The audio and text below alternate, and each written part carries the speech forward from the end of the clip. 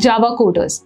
Just like a chameleon changes its colors to adapt to its environment, sometimes we need our data to change its type so that it fits in our programming needs. Today, we are diving into type conversion and casting. Sometimes you need to convert a value from one data type to another. This is simply called as type conversion. Remember, there are two types of conversions in Java: implicit and explicit. Implicit conversion or widening happens automatically when the value to be stored fits into the other variable. For example, you can store an int value in a double variable without any extra work. Explicit conversion or narrowing simply requires a cast operator. This is needed when the value to be stored doesn't fit into a variable. Let's take an example. If you want to store a double value into an int variable, you need to make use of this cast operator. Let's see this in action. We are going to start with the first one, that is implicit conversion. Let's declare a variable with data type int and give it a name as myInt. Let's assign it a value of 10. Now, I also need a second variable of the data type double. Let's call this variable as double and my decimal will be its name. Now, what we need to do is we want to fit the value which is present in my myInt variable inside this myDecimal variable. In order to do this, we will just simply write it as equal to myInt. Let's print this statement out and see the output.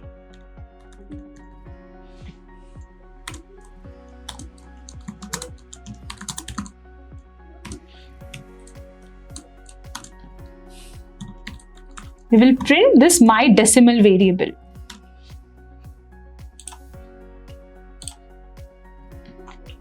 The output returned is 10.0. This happened because as soon as you clicked on this run button, the compiler automatically converted the value which was stored originally inside an int data type to something into a double data type. Can you notice that the value has got changed from 10 to 10.0? This is because this value now actually represents a double data type. But let's see what will happen if we try to fit a decimal value inside an integer data type. Let's see if it works or not. We will make use of the same variables. Let's say the value of myDecimal is now 2.5. Now, we need to put it inside this myInt variable. So, we will say myInt is equal to myDecimal. Let's check this out. Let's see if you are able to get this output.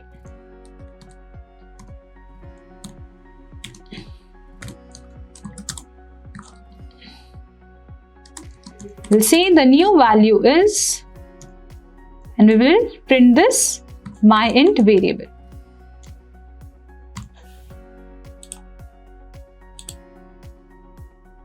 It says that there is an error, and the error is nothing but it says it's a type mismatch error, which says it cannot convert from double to int.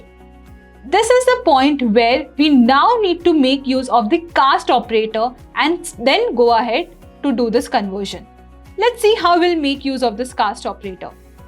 Over here, just before myDecimal, we will simply take round brackets, and within the round bracket, we will simply type it as int.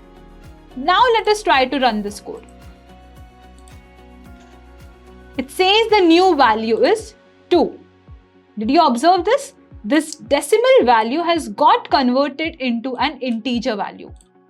Also, if you can see, this value is simply written as 2 and not 25 or anything else. This is how the typecasting basically works in Java. Now, let us take one more example and try to understand how we can simply convert a character data type into an integer data type. Let us declare a variable with data type char. Let's name our variable as char v. Okay?